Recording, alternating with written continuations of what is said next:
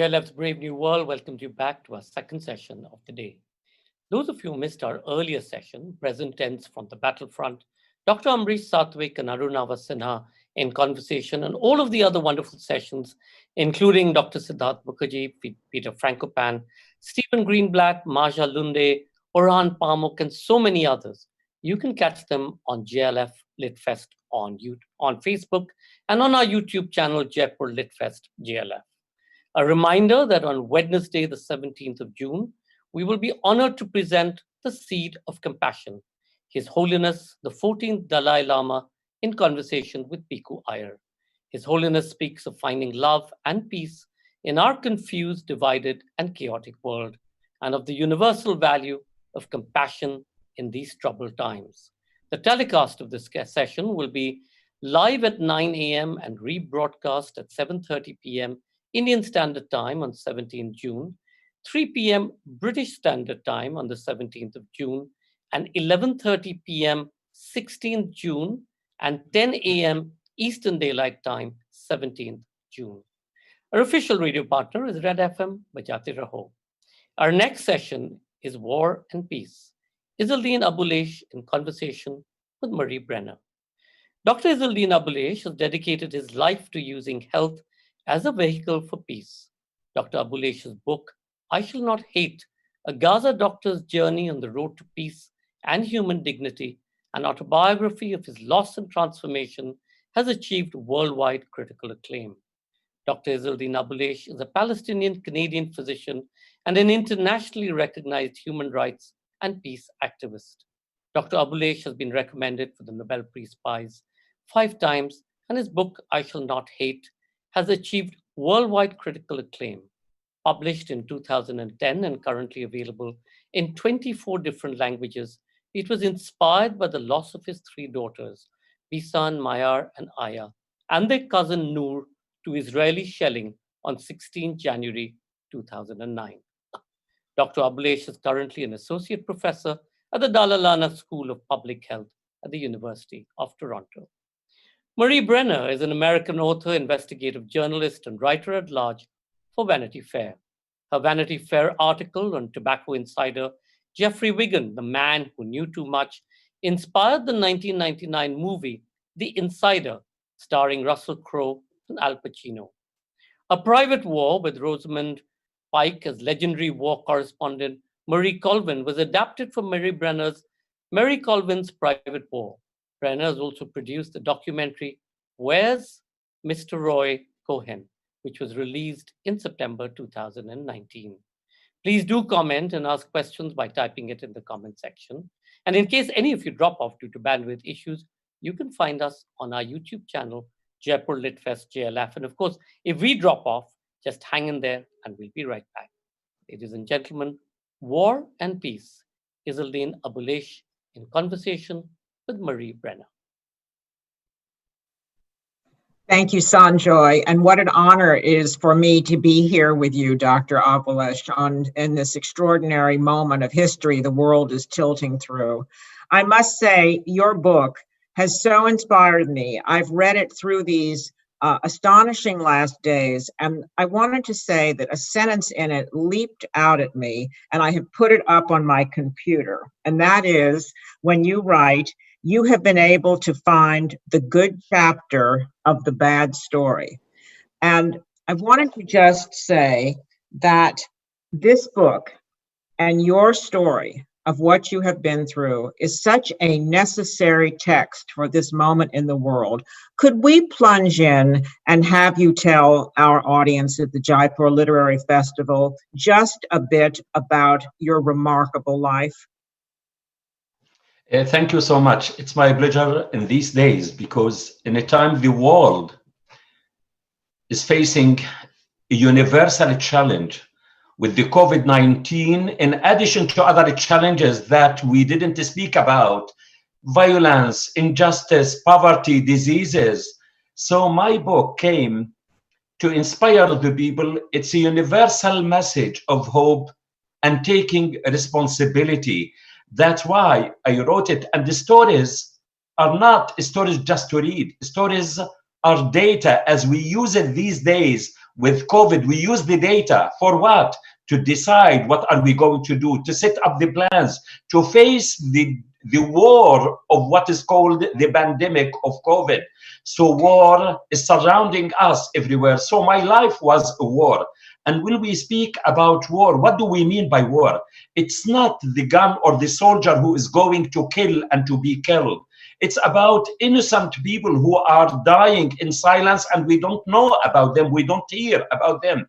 It's about So can you women can you start us with your childhood in the refugee camp and Yes, your because mother? as a Palestinian refugee, my childhood was a war. I don't know the meaning of being a child, just the abject poverty, suffering, deprivation, and all of my suffering. I realized that it's man-made, as war is man-made, as violence is man-made. So I took responsibility. What can I do to take the challenge and to face it and to say, no, I will never accept it. So from my early childhood, I decided I want to get rid of the misery of life. I have to work hard. And the only way to get rid of this war against the humanity is education. Someone can deprive, can occupy, can oppress, can kill, but no one can deprive us from dreaming and taking the challenge. And that's what I did to move forward and to take responsibility to be immunized against the war. I was so moved by reading the story of your mother's bucket. And if you could just tell and reflect upon the very specific experience that you saw your mother going through, where the bucket was shared as a bassinet in a place where she also had to wash the dishes. You know, that situation, because it's living with me now, I see it in many other people who are suffering in this world because of the living situation. Because as we say, well-being, health, freedom, justice depend on who you are and where you are. We lived in a refugee camp, 9 people in one room, 3 by 3 square meters. And at that time, one of my sisters, she was in that bucket, and my brother, he was jumping. My mother wants to punish him, so he jumped in that basket, and of course she passed away. I see this is the living conditions of the people. So when we speak about peace, peace means shelter, food, life. We need to think of the well-being of the people. And that's the silence, where people are dying in silence in Africa and many other places because of the living conditions, the food and other environmental conditions in which they live. But you were able, through a teacher who saw your promise.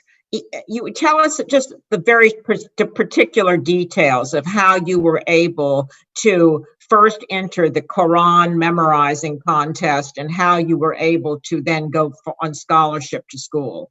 Yeah, at the school, I have nothing. The only way in front of me as a Palestinian refugee, and even for us as Palestinians, after we have been exiled from our homeland, our parents, they realized only one thing: just to invest in the education of their children, and we have to succeed from nothing. So I have to work hard, and school and education was my compass, that I have to get rid of this suffering through education. So I went to read Quran, not because I am a religious, because I want to compete and to earn some money when I get an award or a prize to support my family. Because Palestinians, as many others, we are not living for ourselves. You are living for others, to give back, to support, to give hand, to take responsibility. Because the biggest challenge in the human life is individual responsibility. So we need to take responsibility to face the challenges we are facing.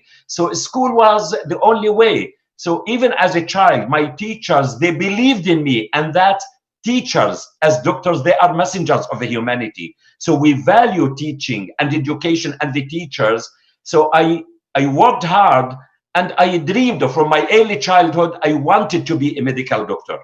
Because and one of your teachers said to you about your work that you needed to study. Tell us They that were story. impressed by it, and they believed in what do I do. They said to me, Izzeldin, you can be a doctor, you can be engineer, you can be something good. So they motivated me, they inspired me, but at the same time, life has no mercy. When you are in a challenge, what can you do? You are suffering. Before we want to feed the minds, we want to feed the stomach. When you are hungry, when you are in pain, how can you function? I remember one time I went to school without a breakfast, and most of the time, what is our breakfast? Is bread and tea. So you go there, I collapsed at the school, and that's the life. So I feel it these days when I see someone who is suffering, it resonates with me. It brings me back to my life. I was very moved by your story in the book of being a young boy and going to work for the Israeli farm family that was so good to you. Can you tell us about that and how that changed your life?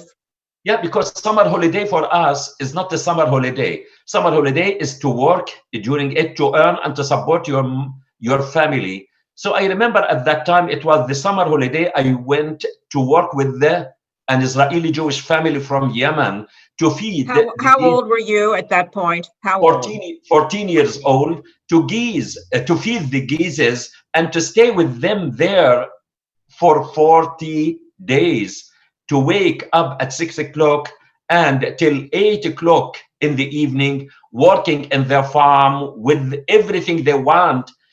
And it was. Were you afraid before you went? What did you know about Jews from Israel and people from Yemen? I saw the first time I saw the Israelis as soldiers when they occupied the Gaza Strip. I was a child and I saw them coming with guns. So of course it was for me like the end of the world. What are we doing here? What is going on to feel the war? So then I worked with this family. I started working with them. But every day at the beginning, I was worried, I was afraid, sleeping outside. And every day I read Quran. What can I do? I counted the days, because for a child at the age of 14 to spend this time away from his family, where the children are supposed to enjoy the summer holiday. But it was inspiring to me to work there and to earn 400 Israeli liras and to learn about the family. And I went back home, and 1 week later, the Israeli commander of the Gaza Strip, Ariel Sharon, he demolished our houses because he wants to widen the streets for the tanks to pass by. But these 400 liras were helpful in buying a new house at the camp. And this family. So you grew up very much with a split screen consciousness. On the one hand, because of your experience working for this family, you understood that Jews were also very generous and very good people. Then you return as a teenager to Gaza and you see Sharon destroying your house, but you're able to buy your family a new house. And you stayed friendly with this family.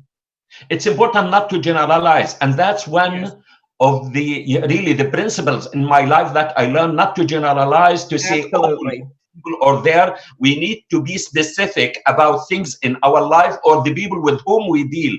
Even this family, the Yemeni family, I worked in 1970s with them. I stayed away. I went to study medicine. I became a specialist in obstetrics gynecology. I worked in Israel. Then in 1994, after participating in a conference in Tel Hash in Jerusalem, I said, it's time to go to visit the family. Believe me, I felt at that time I am going back to my family, and I wanted to be sure that the parents are still alive. So I went to their home. I knocked by the door. At that time, then one of their daughters who was born when I worked there, so she was at that time 24 years old. She asked me, what do you want? I said, I want to meet your dad. So they thought that I am a businessman. I am coming to have businesses with them. I said, no, I am not a business. So he asked me, what do you do? I said, you don't know me.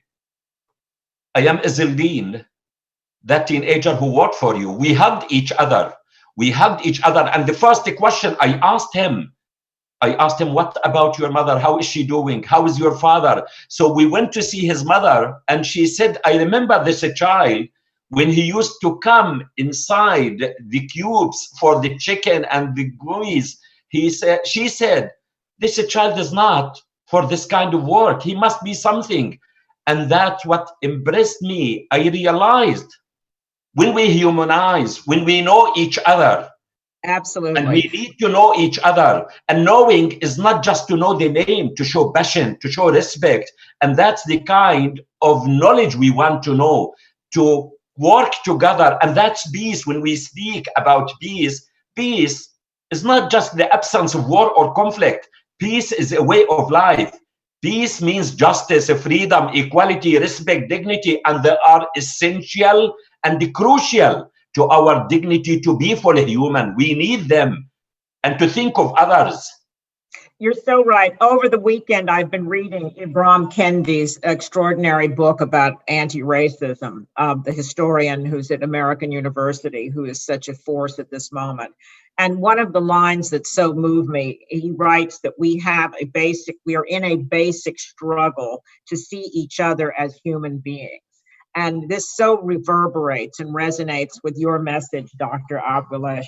But take us into the moment where you go to Cairo on scholarship and begin your studies in your great work on infertility, and then come back and you're hired as the first Palestinian doctor at an Israeli hospital.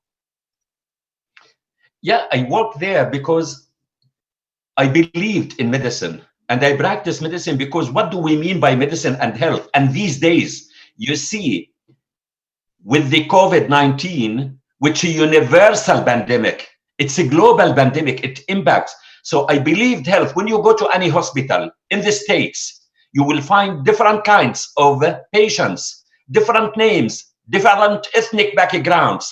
But how are they treated? They are treated equally, with the respect. The only difference between them is the diagnosis. So medicine and health are a human equalizer. They are stabilizer, they are socializer, and they are equalizer. So why not to learn that we need to socialize, to humanize, to equalize, and to socialize between people? And that's the message of the politicians. It's time for us these days to humanize, not to politicize. Because politics will create a divide, but medicine and health bring us to the role of science and scientists.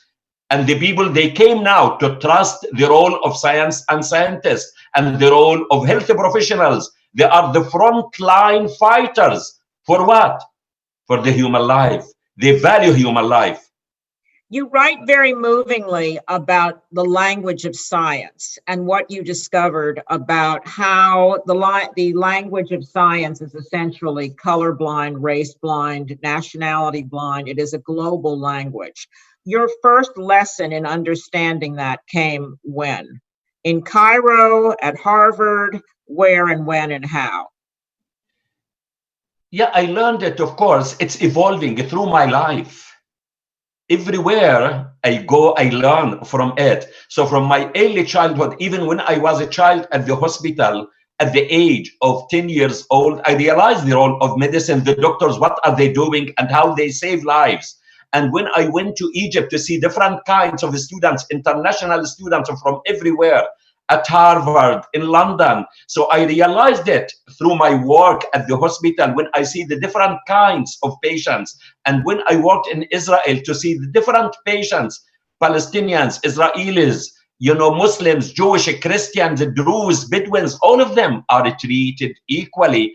And I realized through that we all are equal and we are born equal. We are born free and we must live a free and equal people in this world. And that's the message of health and medicine for politicians and others to take it, to adopt it, to spread it, and to implement it. We have so much to get to. I would like to get to the moment where you send your older daughter to Deborah Sugarman's camp in Santa Fe, Creativity for Peace, and Bison's extraordinary journey, and then to December 2008 and your Olive Grove, and what happens next? I remember it in 2003. I was in Italy, and Bisan, my daughter, she is my eldest daughter. She is the closest to me. She is not the daughter. She was my mind, my friend, my manager. I listened to her. I received a phone call from a friend of mine that there is a peace camp and it's for girls.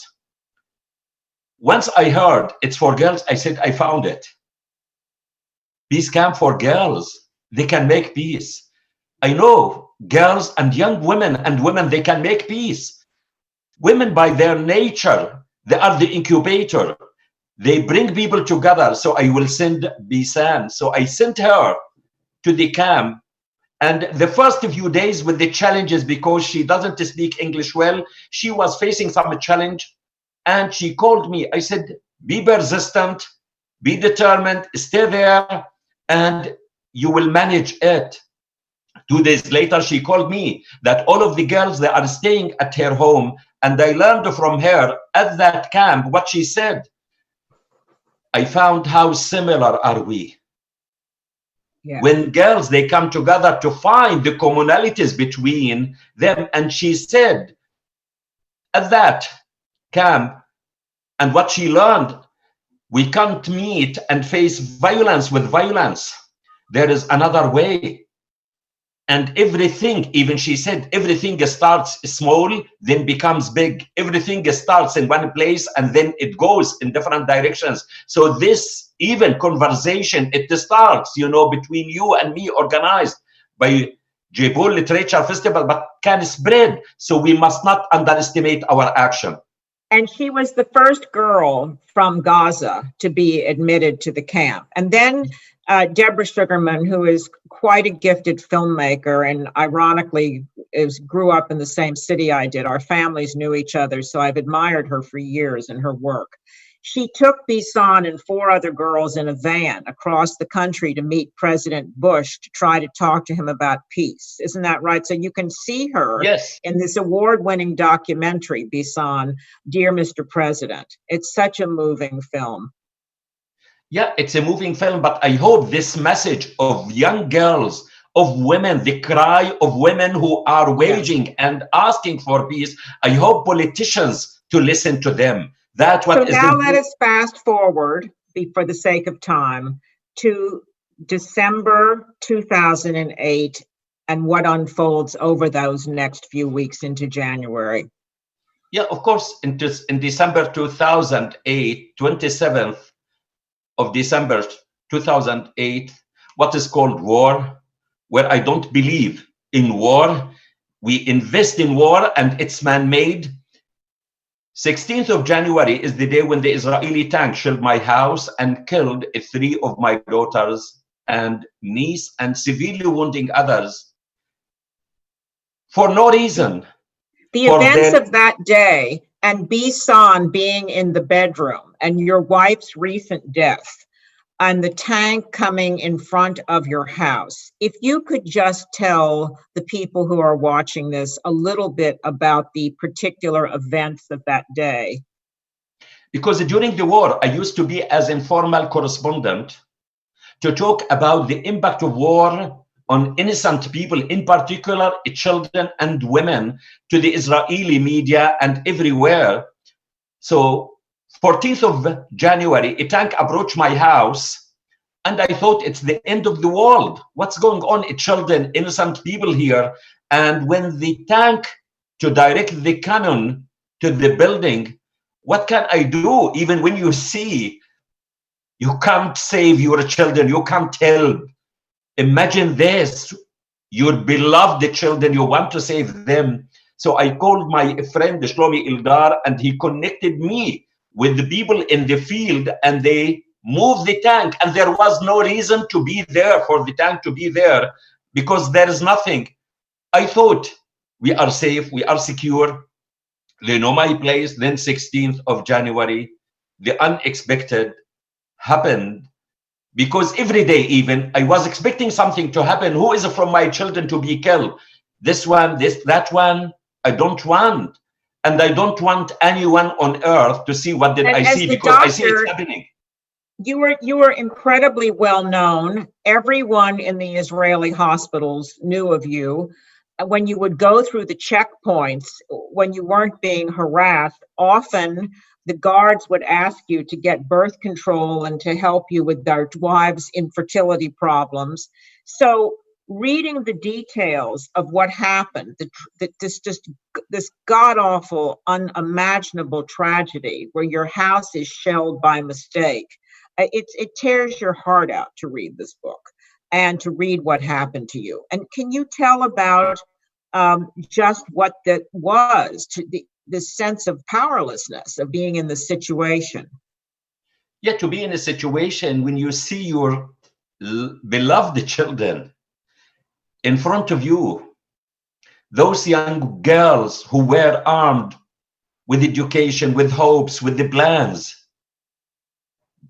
they became parts, drowning in their blood, the walls here, there, even to the extent that I can't recognize them. Where is Bisan? Where is Mayar? Where is Aya? Where is Noor? And what is happening? Shlomi Elder, the Israeli broadcast journalist, you were able to call him as the shelling was going on. So the astonishing and horrific aspect is that this was actually shown on Israeli television and later on YouTube, so that the violence of Gaza became so understandable to the larger Israeli population. And then your children were you were airlifted out. I mean, the nuance of what happened is so is just so profound.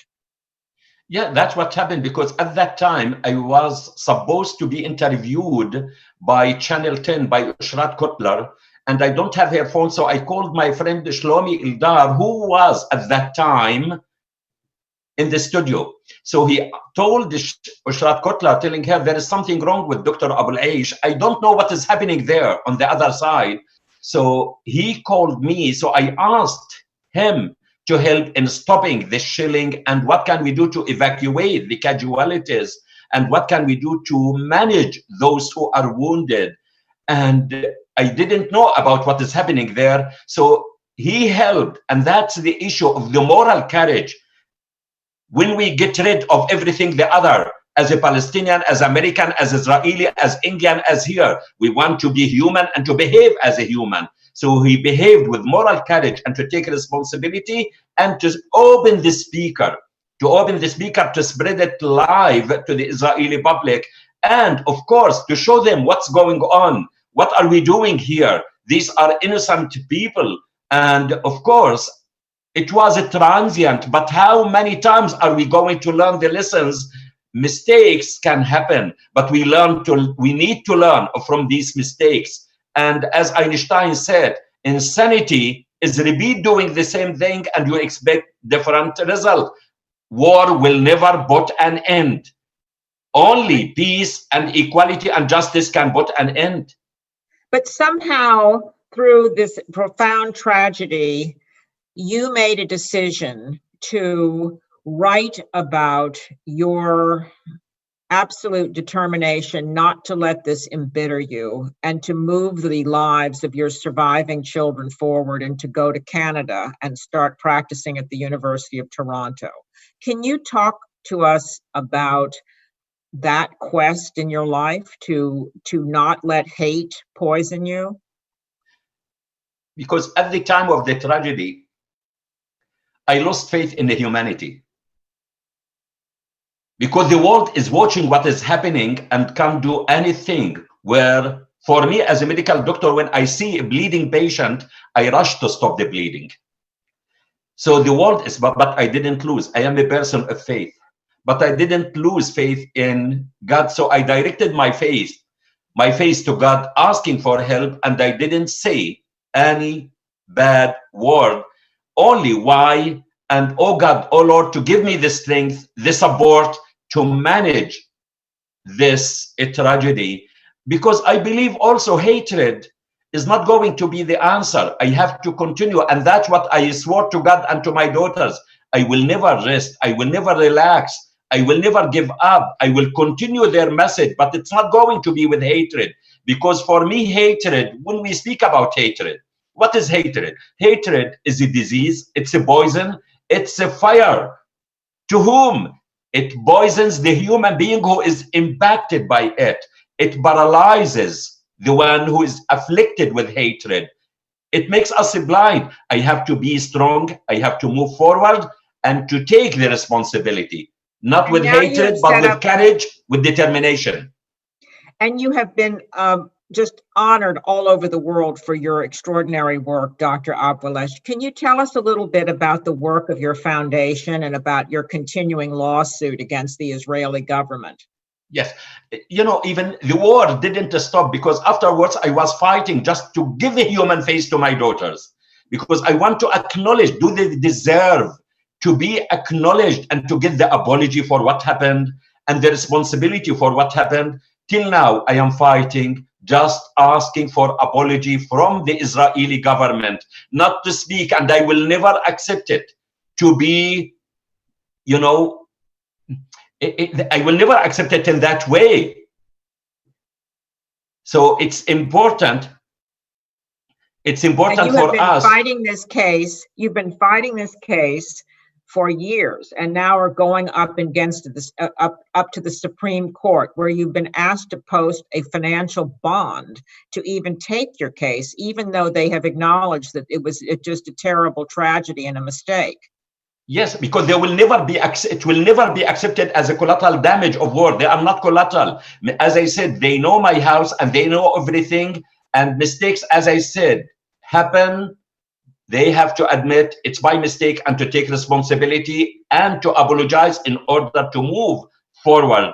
So it's important for me to have it. So, and also in my life, as you asked me about my mother, about my daughters, in my life, I am in debt in my success to my mother, my wife, and my daughters. And I said, what can I do? When an Israeli colleague of mine, he said to me, the world will forget.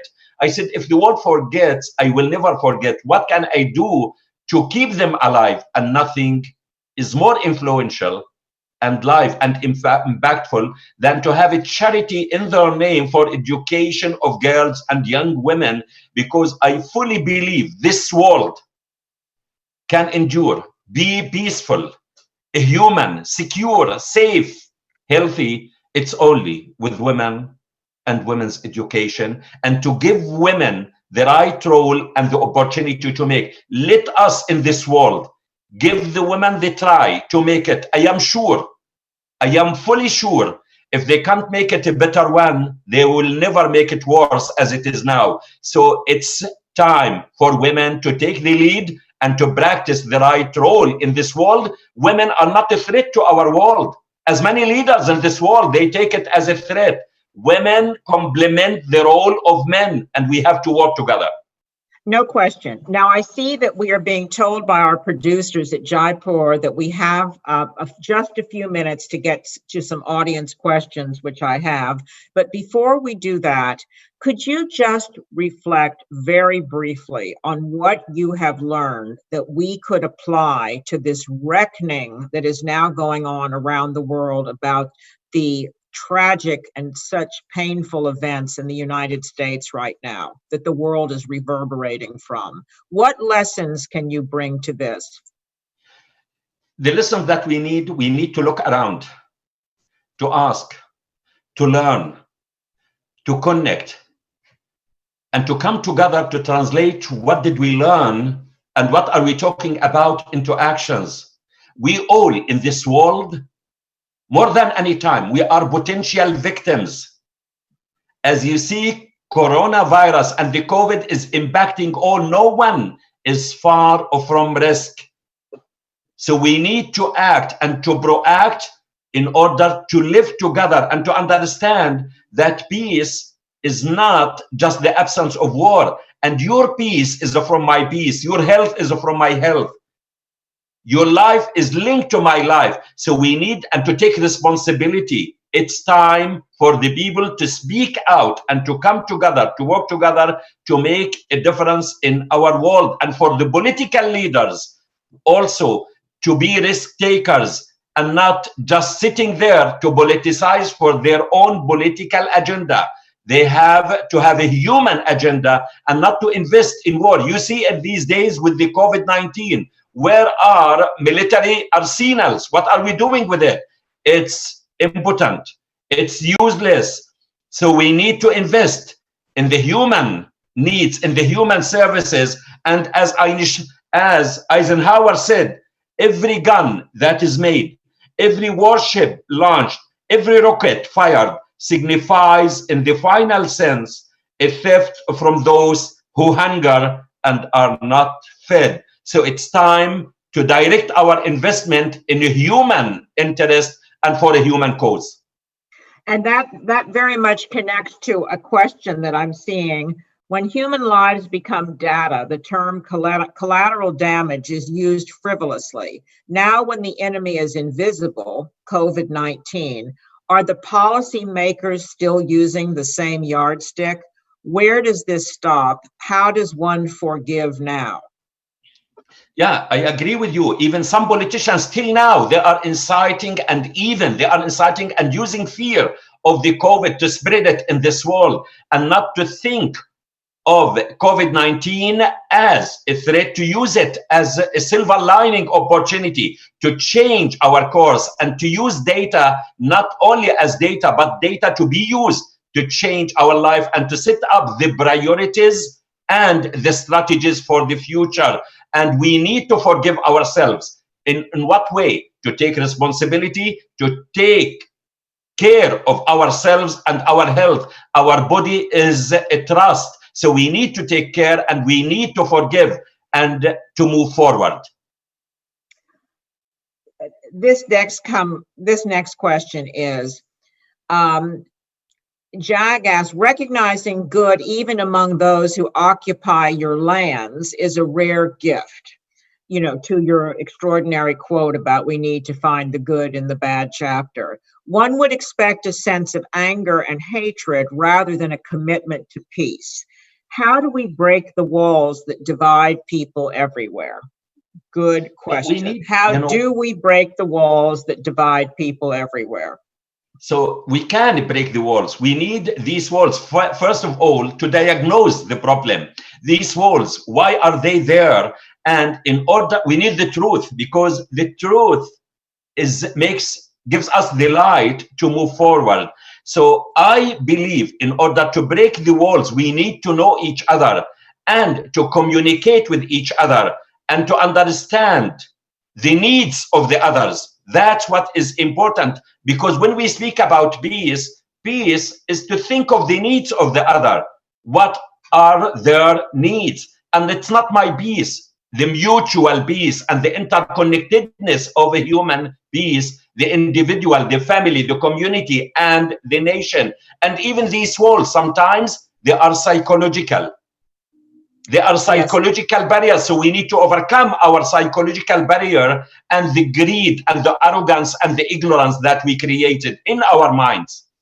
As the historian who I quoted earlier, Ibram Kendi from American University, writes in his book on anti-racism, which is profound as yours is, this struggle that we are now undergoing now globally to see each other underneath the rhetoric as human beings, to see the humanism in all of us. All right, one last question we have time for. Aparajita asks, how do you think the world can get out of this constant loop of war and violence? Or do you believe this is something that will last as long as humankind exists? This is a very large question to end on, but probably the bright and the profound one. We need to learn the lessons first from the past. We need to learn. We have been experiencing wars and conflict. Even the pattern of war is changing. Instead of being between countries, it's becoming now intra-ethnic countries and the people. So we need to overcome these challenges. And even for any war, we need to understand the causes. Why do we have war?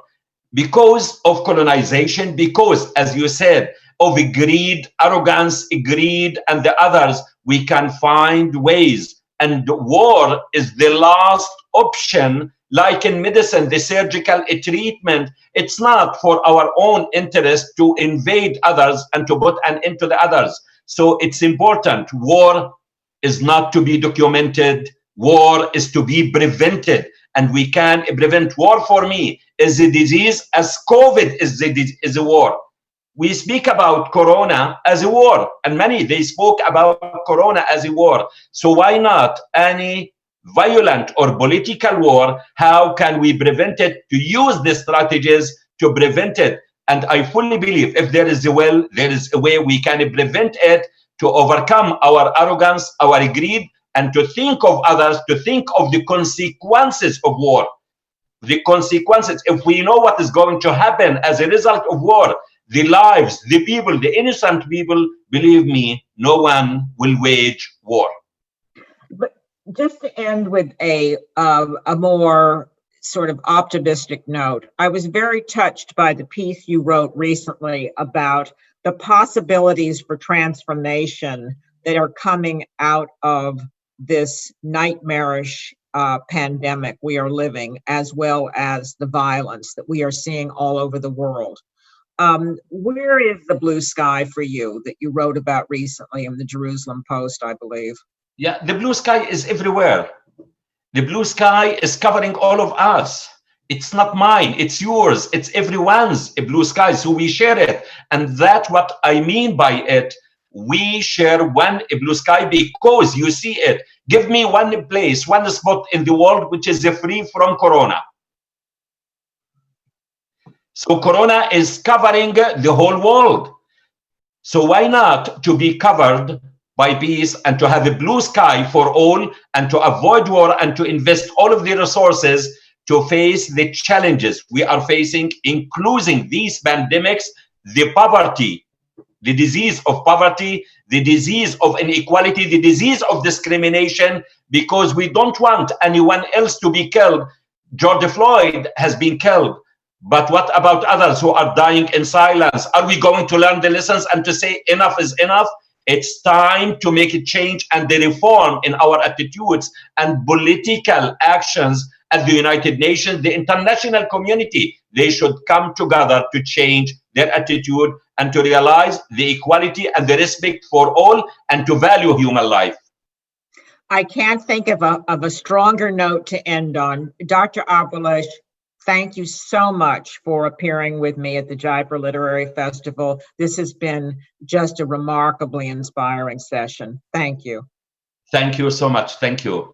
Thank you. Thank you so much, Marie. Thank you so much, Dr. Abuelaish. I wanted to share with you all, the last time we were with Dr. Abuelaish in Toronto, Canada, at the end of his conversation, like he did in Jaipur, he received a standing ovation.